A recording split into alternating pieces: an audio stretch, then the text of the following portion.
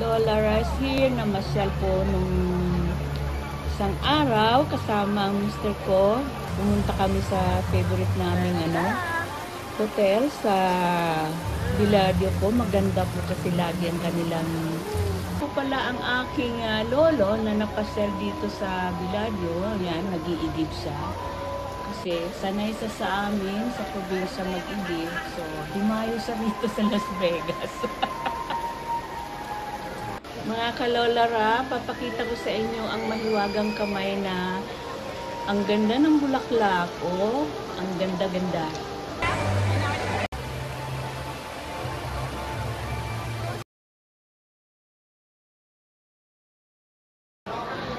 Yan, si Lola Ra. Yan ang mahiwagang kamay ni Lola Ra.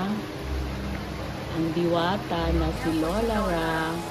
Ayan, dinapuan ng giant butterfly. Tinawag na butterfly.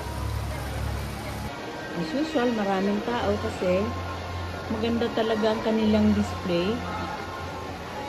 So, enjoy kami ng mister ko na pasyal-pasyal dyan.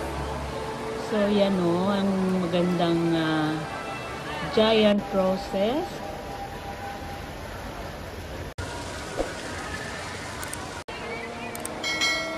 At yan po ay may mga din sila, succulents na different varieties.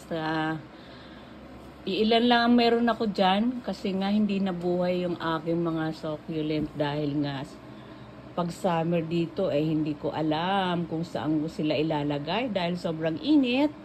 So, ilan lang ang nakasurvive.